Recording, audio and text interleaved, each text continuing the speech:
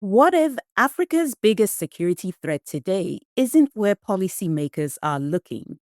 The Sahel now accounts for more than half of the continent's militant extremist violence, while cybercriminals are targeting governments, banks, and critical infrastructure at an unprecedented pace. We tend to think about insecurity in terms of insurgencies, terrorism, or regional crises. But the reality is that the threat landscape is changing, and in many cases, changing faster than the policies designed to address it. So here's the question we're asking today. Are we keeping up or falling behind?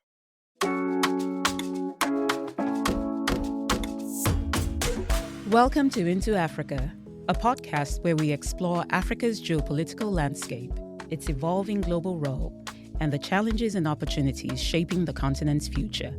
I'm your host, Oge Onubogu, Senior Fellow and Director of the Africa Program at the Center for Strategic and International Studies. And welcome to Season 2 of Into Africa. This season, we're taking a closer look at the intersection of people, power, and politics across the continent. We'll tackle difficult questions, challenge conventional wisdom, and engage with some of the sharpest minds to explore the forces shaping Africa and its place in the world. To kick off the season, we're focusing on the evolving nature of security threats across Africa, how extremist groups are adapting, how conflicts are changing, and whether governments and international partners are keeping pace. To help us unpack these issues, I'm joined by Dr. Olajumoke Ayandele, whose work focuses on counterterrorism and human security in Africa, and Peter Bofin, whose research examines conflict dynamics in Mozambique and broader trends in insecurity across the continent. Both are affiliated with ACLED, the Armed Conflict Location and Event Data Project, which tracks political violence and protest events around the world in real time. Jumwa and Peter, thank you for joining me today. Thank you. Thank you for having us. So let's get right into the conversation. So, security threats in Africa are evolving in tactics, in mobility, in financing, and geography. Are our responses adapting fast enough? Juma, I'm going to start with you. Let's look at the big picture level here. Are we dealing with a fundamentally new era of insecurity in Africa, or are policymakers still applying old frameworks to change threats? In other words, are we still fighting today's conflict with yesterday's playbooks? I would say we are facing a changed security landscape, but it's not necessarily an entirely new one.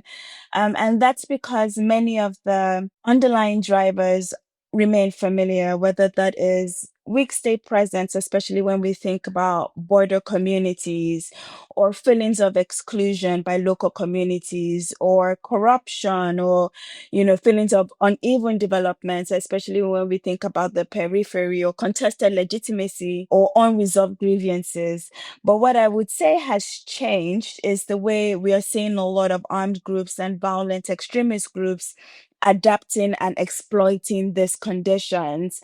And that's because insecurity as we know it is increasingly becoming digitalized. So when I think about a decade ago, counterterrorism focused primarily on whether it was territory, weapons, or physical networks. But today we're seeing a lot of armed groups operating in both physical and digital spaces. And we can see that with especially, Islamic State affiliated groups or Al Qaeda affiliated groups using TikTok or Telegram or WhatsApp for their propaganda, for their recruitment, for intelligence gathering, for fundraising, or even community building.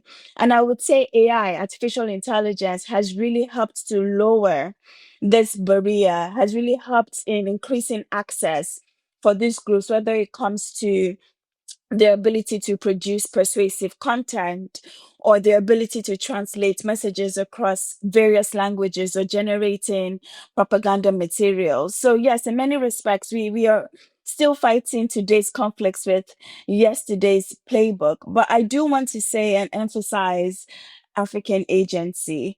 our governments and the institutions are not necessarily passive actors in this particular story. They are making strategic choices about their partnerships, about their security priorities, about sovereignty. And I'm guessing that's what this discussion today is going to be about. But the question for me is whether these choices are going to produce security for the citizens. This is where human security comes into play, or whether it's simply producing temporary control, which is the big question mark. Thank you so much, Juma. And I'm going to come back to you on that point. But Peter, let me pull you into this conversation now. From the data perspective, with the research that you do on the ground, do you see evidence that the response is keeping pace with how these groups are adapting? I want to pick up or take as my starting point what Jumo said about African agency and concerns about sovereignty and new sort of security partnerships that are developing. You can see that positively. In some ways, there's a breakdown of the multilateral structures that have traditionally been seen as the architecture or the scaffolding for intervention or any peace-building efforts around conflicts on the continent. But we're now seeing that breaking down, decreased legitimacy, such as you see with MONUSCO, for example, in DRC, and governments really seeking their own solutions based on their own interests. We see that very clearly in DRC, but from my point of view, it's made a little bit more explicit in northern Mozambique, where you had the failure of the SADC intervention, which was in 2021, and the preference of the Mozambican government for intervention by primarily Rwanda, but later Tanzanian force remaining. And I think that the blind spots here are for policymakers at different levels to understand the motivations and interests of the different national actors involved in these interventions. But at the ground level, these interventions are somewhat ad hoc. So you don't have standard operating procedures, if you like, that you may have had with multilateral interventions. So just on basic things like intelligence sharing, information sharing, developing means of operating on the ground in cooperative, supportive ways between host government forces and intervention forces. We're seeing problems around that in northern Mozambique, particularly between the Mozambican military and the Rwandan intervention forces. So there's problems on the ground while we're seeing sort of broader, you can frame them as positive developments at a macro level, but it does lead to challenges on a day-to-day basis.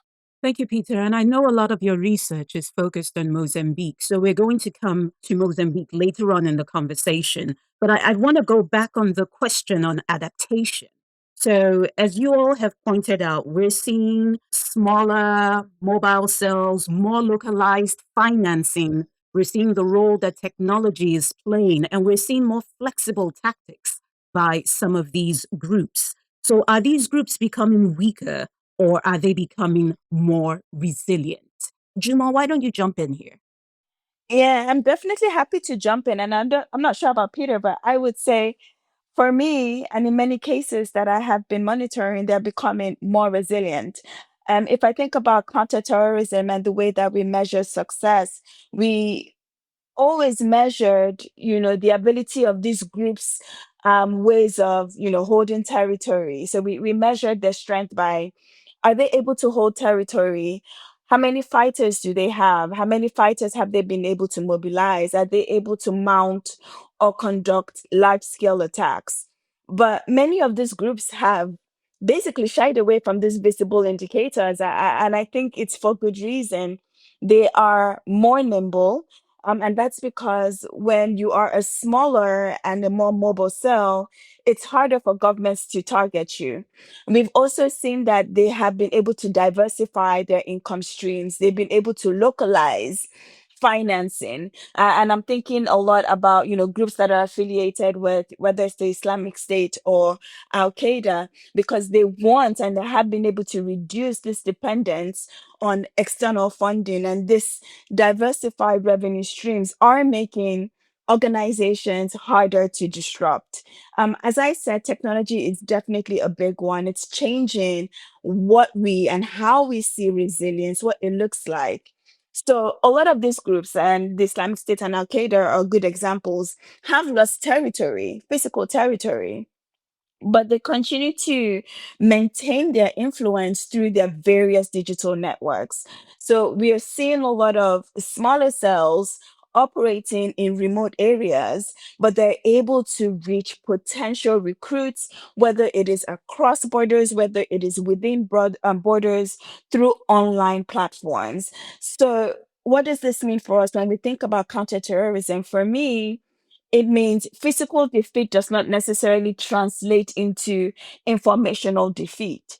Many extremist organizations are not operating like insurgent groups anymore. It doesn't pay them to operate like insurgent groups anymore. They are operating more like what I call adaptive ecosystems. So they are drawing on criminal networks, they're drawing on digital technology, they're drawing on local grievances, they're drawing on the transnational connections.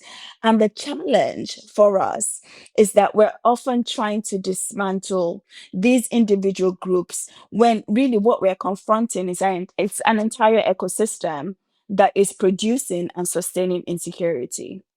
I want to push you on that a little bit there. From a human security lens, from all that you have laid out, does this now make these groups harder to defeat? And are we, when we look at sort of the evolving nature of these threats on the continent, are we moving towards threats that can't really be sort of definitively defeated, only managed?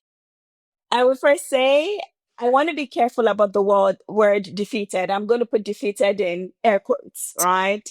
And that's because armed groups can absolutely be weakened.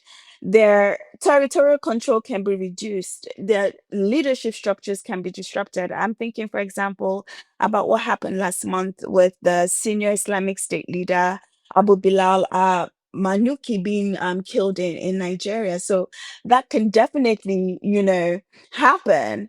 But if we are going to define victory as permanently eliminating these conditions that are allowing these groups to emerge, then military operations alone is not going to get us there. And that's because a lot of these threats are proving so durable because they're increasingly embedded within broader economic and social ecosystems. Again, the challenge is not defeating, fighters or funding.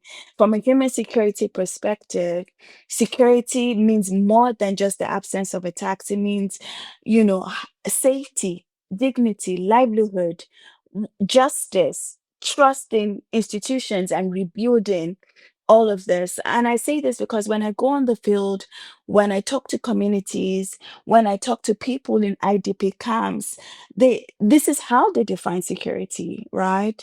And if communities continue to remain displaced, if they continue to be feelings of marginalization, if they continue to be distrustful of state institutions and regional institutions, then we are not really dealing with the conditions that are going to continue to sustain violence. It's just going to remain intact. So, from a human security lens, it's going to be very hard to defeat these groups. It's not impossible, but we have to tackle the structural conditions that allow for these groups to emerge, and they're social and economical.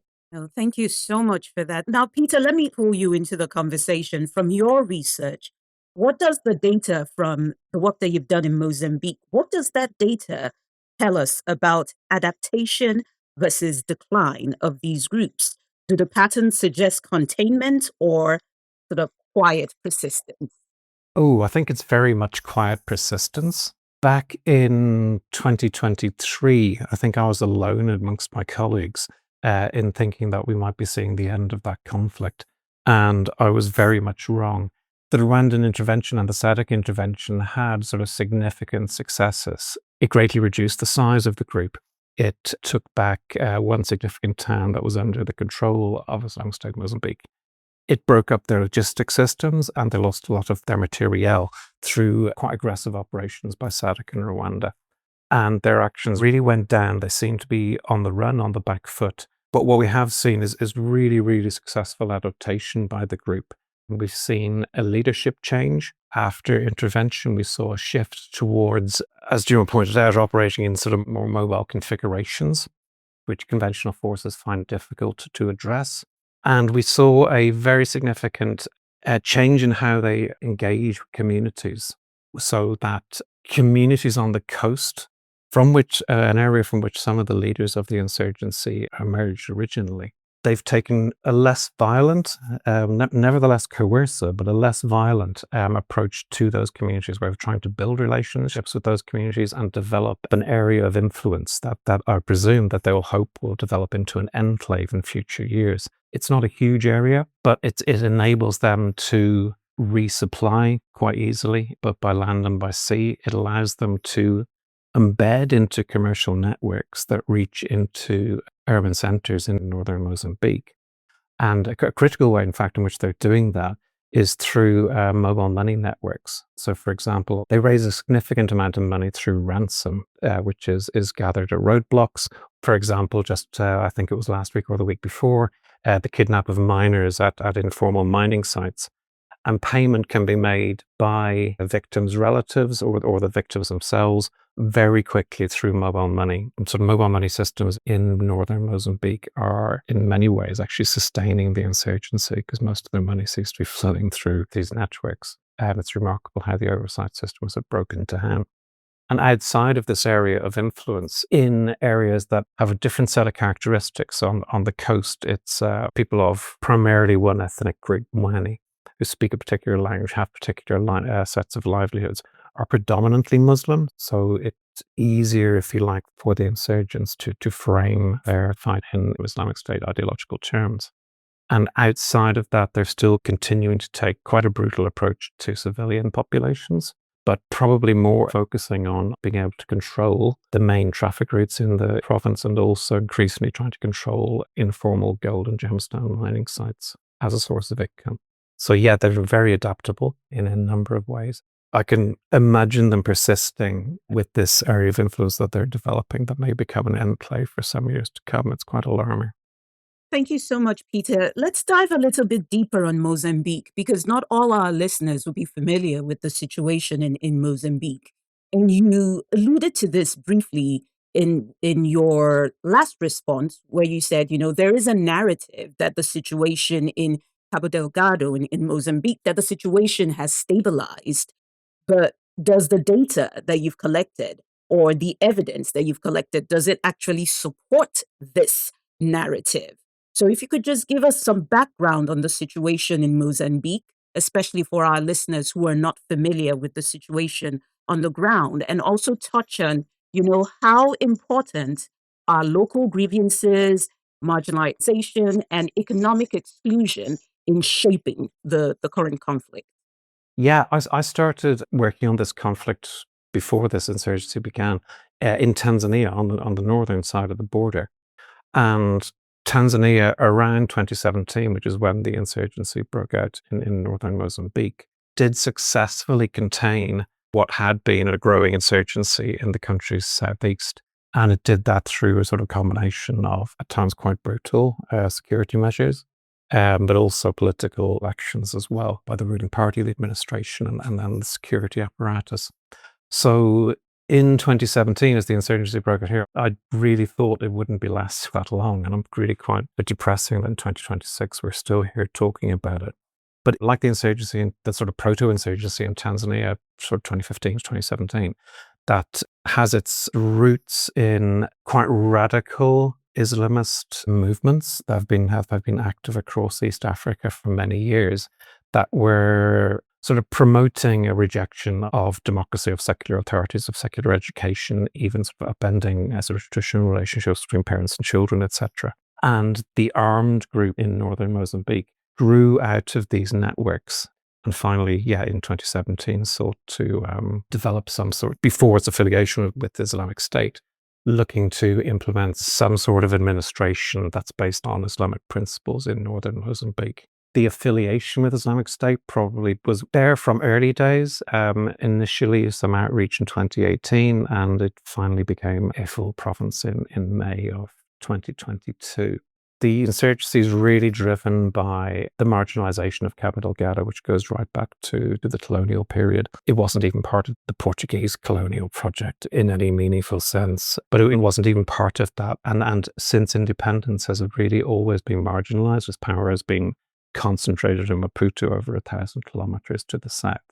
So it's very marginalized, has had very little public investment in it. And consequently, it's a marginalized population that was really ripe for radicalization, if you like, or for radicalization to take root in such conditions in a way that it was maybe not possible in Tanzania, which had a very different historical trajectory through both the colonial period and the later nation building under CCM. That's what got us to this point. And the conflict itself has not made it easier to address these issues of exclusion. You still have hundreds of thousands of people displaced, public administration, education, health services, basic registries for land, birth certificates, etc., have all been undermined and are not operating properly across much of the province. So it has sort of systemically made things worse. And now with the Rwandan intervention, which is there solely to protect the investment in the natural gas fields and their offshore and the liquefaction plants that will be built onshore, that's sort of leading to the development of like a two-tier capital ghetto, where you have the northeastern corner of the province from Mozambique to Praia northwards into Palma towards the Tanzanian border, being very well protected by a well-armed and equipped Rwandan force operating alongside a weaker Mozambican force. And south of there, a much weaker security presence, where Islamic State Mozambique, the insurgents, have really quite considerable freedom of movement. For example, in the last 2 months, we've had Islamic State government Mozambique moving out of its area of influence south of Mozambique to Praia into districts further south and maintaining a presence there for up to 2 months with no significant challenge from the security forces at all, despite them having an actual presence there. Yeah, it's becoming a two-tier capital ghetto, and that's quite alarming and will ensure that this conflict will persist. Yeah. So, Peter, on that last point, given the situation that we see or the situation that you've described, is Mozambique still best understood through an extremist lens when we're looking at just the changing nature of the threats there? Or is it increasingly better being understood, or should we better understand it through a political economy, through a lens, a political economy or governance failure? Definitely the latter. A political economy lens is much more fruitful. It is fundamentally an issue of governance failure. The insurgent leaders themselves are quite politically savvy. They're not separate from the community. They are in many ways embedded in it. This was made clear to me by a sort of humanitarian leader I was talking with this morning, who said that the challenge they were facing was how to operate in towns where there are no social services. There's very weak local government, with most significant officials likely not present at all, and where the community feels excluded from the state and its structures and has very strong connections with the insurgents. But their challenge is better understand how they can operate in that environment. The group itself has not publicly declared what its objectives are beyond wanting to have some sort of administration based on Islamic principles. And that predates the coming of Islamic State into this context. But we do hear that they have raised the issue through mediators of wanting to have local leadership positions reserved for people from the neighborhood. That's quite significant, and it's also quite doable. It was, in fact, a long-standing demand of Tanzanian Islamist movements on the coast north of the border back around 2012, where outside administrators were viewed as outsiders and sort of described as being Christian, where the ruling system was defined as the Christian system by Islamist activists, non-violent activists. And the Tanzanian state has been clever in the way that they have reduced that opposition and brought some of those activists in from the cold.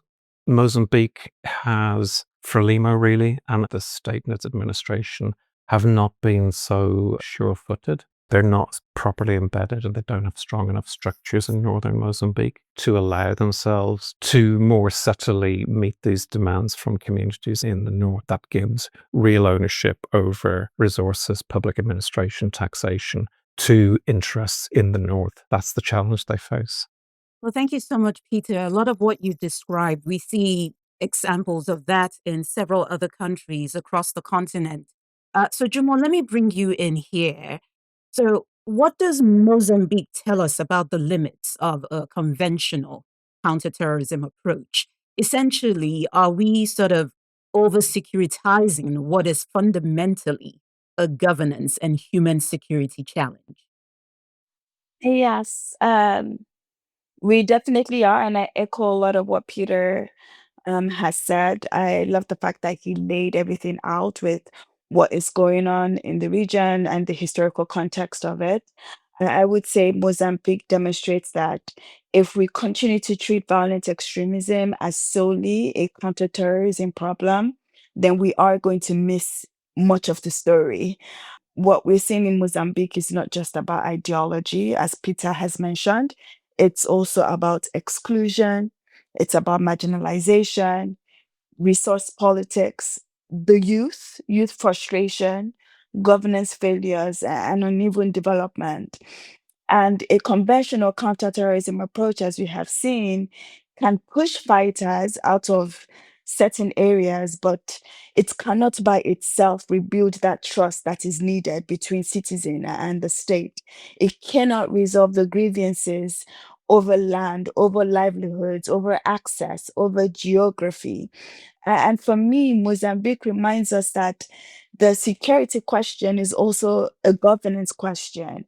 We need to be asking ourselves who benefits from economic development, who feels represented, who receives protection, who believes the state serves them. These are questions that matter as much as a lot of these military operations that are going on, just not in Mozambique, but across sub Saharan Africa. So I want to push the both of you a little bit here. As you've spoken about the governance challenges and sometimes the role of the state too as well in some of these tensions. So if the state is part of the insecurity equation, can it still be treated as the primary solution here? I would say the state remains essential, but it isn't automatic. The real question is not whether the state should be central. I think the question is what kind of state presence exists. And that's because a state that extracts, that excludes, or that is seen as abusive can deepen insecurity, as we've seen over the last decade. But on the flip side, we do know that a state that protects, a state that is willing to deliver services, a state that is willing to, adapt and adopt transitional justice, and that is wanting to be accountable, these kinds of states or even communities, because the state might not be doing it nationally, but we can see communities doing this. This might reduce insecurity. So, yes, the state remains central, but for me, the bigger question is legitimacy. Legitimacy is going to determine whether state presence becomes part of the solution or part of the problem. Peter, what do you think? Yeah, no, this is a really difficult question. I mean, the obvious and correct answer, I think, is that there, of course, there's a role for the state, but that's quite easy. The challenge is, I think, to try and identify what are the mechanisms that allow the state to gain some legitimacy through challenge, through cooperation. While you were speaking, I was trying to think, well, how did that work in Tanzania when the sort of radical insurgent threat really was dealt with through a number of mechanisms? I do think that one key element of it in Tanzania was that you had a very healthy civil society of Muslim organizations. There's a very healthy, lively, and multifarious, often very argumentative and difficult to penetrate Islamic civil society in Tanzania. It's much denser, much richer than what you find in northern Mozambique. And in fact, people in northern Mozambique tend to relate to these Tanzanian Islamic civil society networks and thinking maybe more than they do to the equivalent set of organizations, which is really not very many of them and quite weak in Mozambique. So that's one element of it. A second element of it is resource management. The Cabo Delgado is it's very rich in minerals, gemstones and gold, and it's really poorly managed. Again, I don't want to compare to Tanzania all the time, but you see outbreaks of violence or just protest by miners or between miners and informal miners. and the security forces on a reasonably regular basis. And you used to have that in Tanzania, and that has been very deliberately addressed over the last sort of 20, 25 years in Tanzania through policy that tries to bring artisanal miners into under supportive government frameworks, through better relations with the police, sometimes that coming about through court cases, through international court cases indeed. It's been managed much better. So there's a legal framework as well, which gives artisanal miners much stronger rights within Tanzania. And they've also tried to set up the market mechanisms that can support people operating in that sector. Whereas in Mozambique is far from that, but it can be done. So I think there are examples from the region that can be drawn on, but it's not going to change this year or the next. It'll be a long slog over years. Oh, thank you so much, Peter. So let me expand from the continent and look more global in terms of the global response. Is there truly a lack of global response, or are we just seeing a quieter, more selective form of engagement? And, a second part of this question, looking at all the changes that we've seen over the last couple of years, are international partners still serious about supporting long-term stabilization? Juma, let me start with you. So, to all the policymakers who are listening to this is my call to think about the global response to this shifting landscape. I think it's accurate to describe what we are seeing as selective and fragmented engagement rather than the absence of engagement. So, yes, there are international actors that are still involved, but I mean, if we're keeping it 100%, priorities have shifted. So some international actors are more focused on migration, others are prioritizing great power competition. Others are narrowly focusing on the definition of counterterrorism.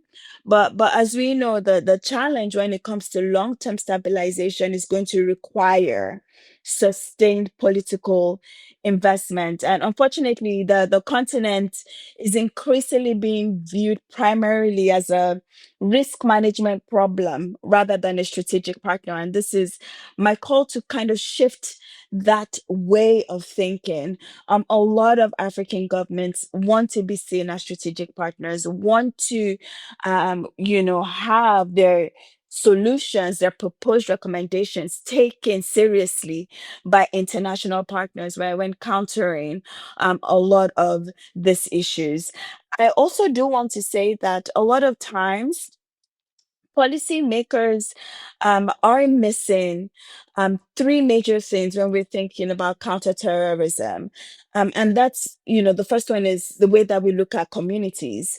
A lot of times we think that communities are either victims or sources of intelligence, but I really want to push us, and I want to push international actors to also see communities as political actors themselves. And that's because these communities and local citizens are also making calculations about their survival, about who protects them, about how they are themselves defining legitimacy. And if we don't take that into consideration, our global responses are only going to continue to remain fragmented and might seem ineffective looking from the outside in. Second, we have to really, really consider the governance dimensions of a lot of these conflicts. I know we sort of touched on, what these particular armed groups are doing within their territories, but these armed groups are competing with states. They are providing some form or some semblance of order. And this is something that we have to take into consideration if we're really, really going to be effective with our global response. The third one, and I think this is an emerging trend that we need to really, really be on the lookout for. And I want us to be a little bit more proactive than reactive as a global community, is that nexus. I won't call it nexus. I'll actually say an ecosystem that we're increasingly seeing between organized crime and terrorism. And this is going to make the landscape a little bit more complex. We're seeing a lot of extremist organizations being involved when it comes to smuggling networks, when it comes to illicit mining. I would even say when it comes to drug trafficking, as well as human trafficking routes and other criminal economies. And in a lot of instances, we're seeing these transnational criminal organizations, whether it's from Latin America into West Africa or Southern Africa, cooperating. Sometimes they compete, but in most cases, they're evolving into hybrid actors that are going to be very difficult for us to categorize. So I really, really want, when we think about our global responses, think about how terrorism and organized crime, think about how these are converging, because I don't want governments to end up tackling one or addressing one part of the problem without tackling the whole ecosystem. That's one trend that's at the back of my mind when I think about the global response, so that it's not fragmented, it's a little bit more coordinated. Thank you so much, Jamal. Those are wonderful points that you've laid out. Peter, I'm going to come to you with the same question from what you observe on the ground when you do your research. Does international engagement look strategic and sustained, or fragmented and reactive? I think it's more fragmented and reactive. It's also maybe a little bit more honest now that the sheen has come off the sort of the Western ideal with war in Europe, division in the States, increasing divisions between European governments around some key strategic issues. And where we're seeing, I think, a lack of coherence and an absence of mechanisms through which policy priorities of individual countries that we're now seeing coming to the fore to be sort of operationalized. An example of that was maybe in recent months when Paul Kagame sort of threatened to withdraw his troops if the Mozambican government and the oil companies, he pointed out, couldn't find a way of maintaining the payments to cover their costs of up to $100 million a year.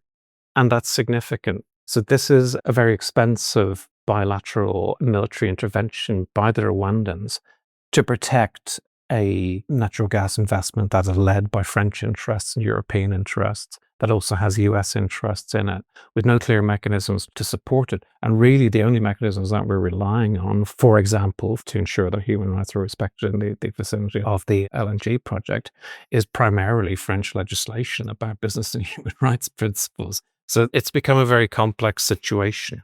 The focus of different states around their own individual economic interests in northern Mozambique does tend to be what is driving things. You can include Rwanda in that, which sees some level of economic opportunity. I think the diplomatic opportunity and sort of influence opportunity that they see is probably greater.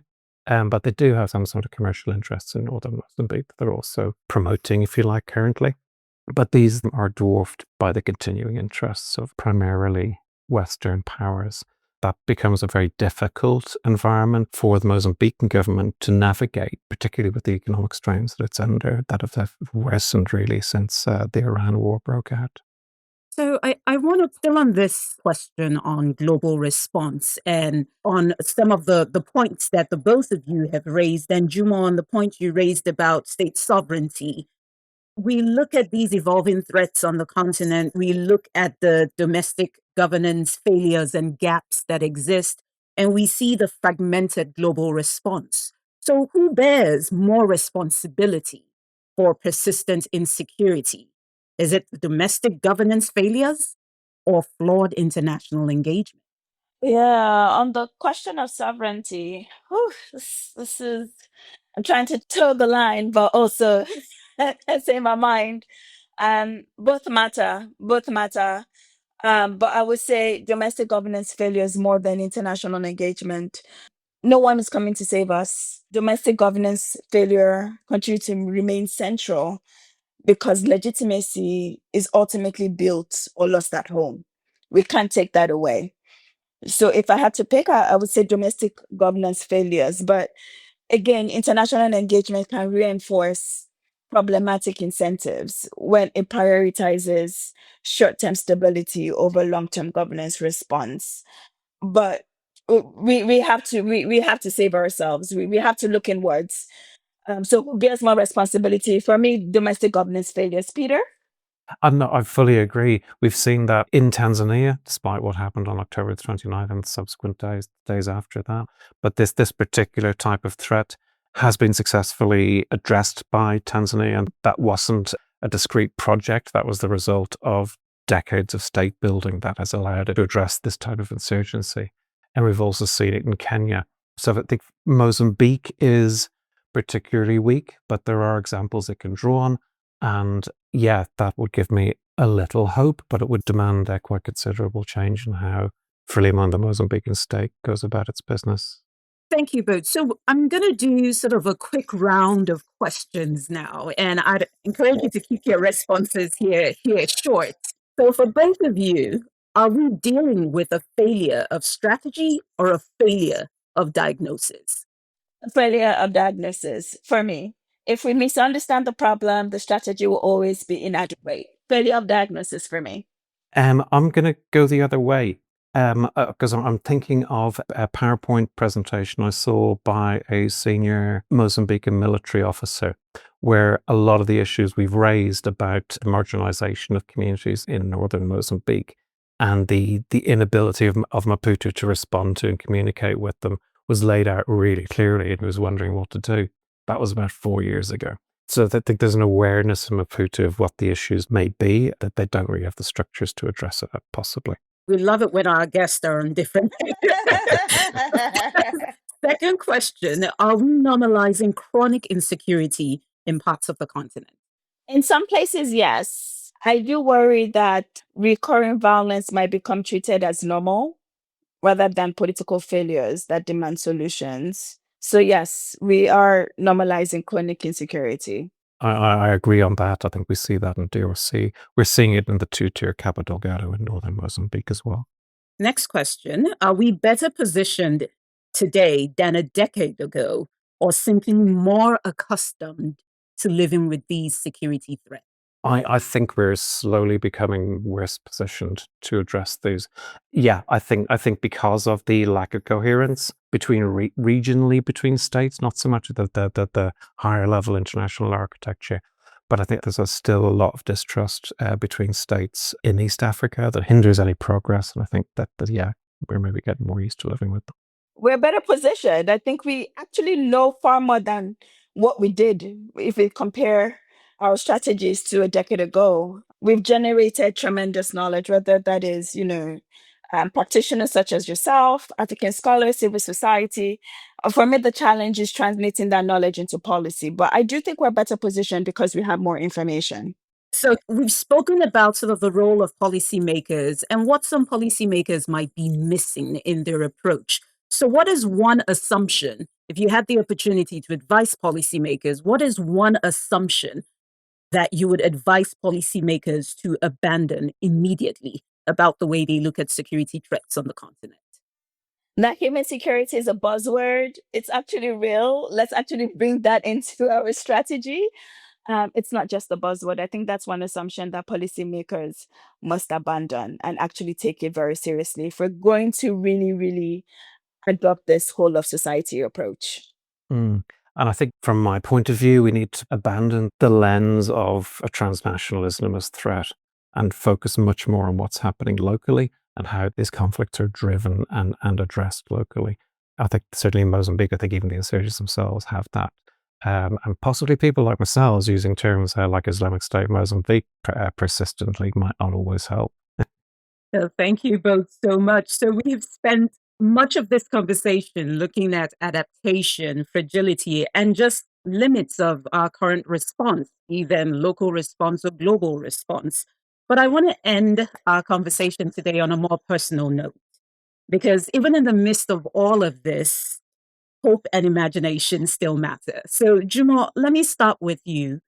Given everything that you study, what are you most hopeful for when it comes to Africa's security future? And a second part of this question, is there a song or a book by an African artist or author that captures that hope for you, and why? Okay, this is good. It's a good way to close all of this. Okay, what gives me hope?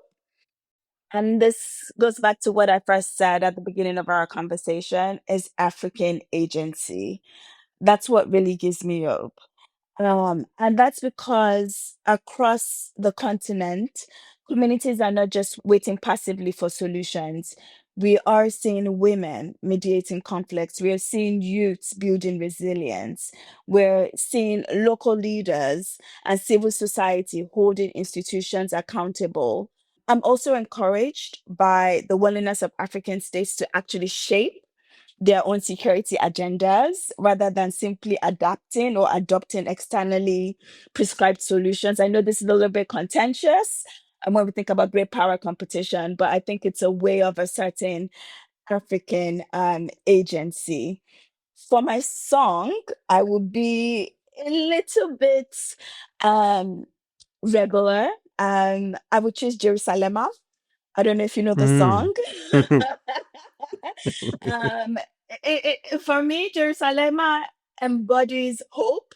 I'm thinking about when it came out during the pandemic, and it became a celebration of connection, movement, possibility. And that is my hope for the African continent when I think about agency, about something important of our future despite the challenges. The story of our continent is not just about insecurity, it's about creativity, it's about resilience, and again, our hope. Thank you, Jumo. Now, Peter.